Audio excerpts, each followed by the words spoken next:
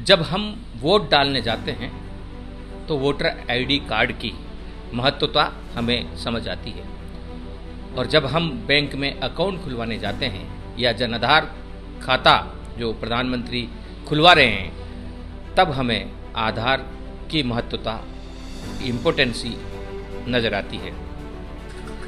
ऐसे ही जब हम राशन की दुकान पर जाते हैं तो राशन कार्ड की वैल्यू, उसकी कीमत हमें समझ आती है। आज जब जन आधार खाते खोले जा रहे हैं, आज जब ईवीएम मशीन द्वारा वोट डाली जा रहे हैं, और आज जब आम आदमी पार्टी घर घर राशन पहुंचा रही है, ऐसे में इन तीनों आधार कार्ड, राशन कार्ड और वोटर आईडी कार्ड, इन तीनों की कीमत क्या है, और ये नहीं होते तो आज ये प्रणालियां कैसे आगे बढ़ रही होती, इसके बारे में कभी सोचा है? नहीं ना, हम नहीं सोचते हैं। हम नहीं सोचते हैं कि जब इंदिरा गांधी को प्रधानमंत्री बनाया गया तब उनके पिताजी नेहरू इस दुनिया में नहीं थे। हम नहीं सोचते हैं जब राजीव गांधी को प्रधानमंत्री बनाया गया तब उन माँ इस दुनिया में नहीं थी, इंदिरा गांधी।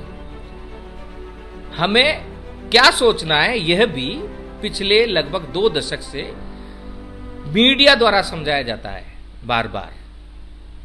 यानी पिता का साया न होते हुए बेटी इंदिरा गांधी का प्रधानमंत्री बनना, और माँ का साया, इंदिरा गांधी का साया न होते हुए भी उनके बेटे राजीव गांधी का प्रधानमंत्री बनना, और इसमें हमें परिवार दिखाना।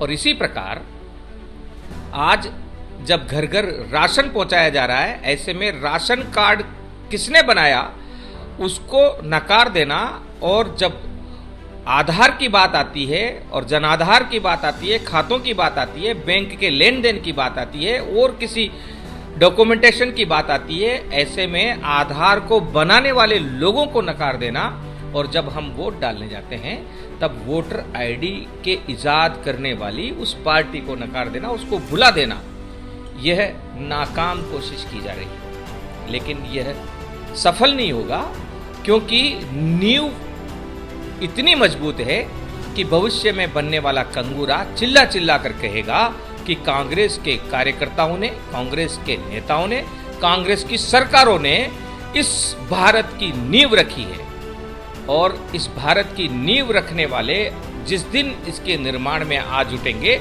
उस दिन भारत की परिकल्पना, भारत का परिदृश्य अलग होगा। जी हाँ, नासिर दमश्क ने यही भविष्यवाणी की है।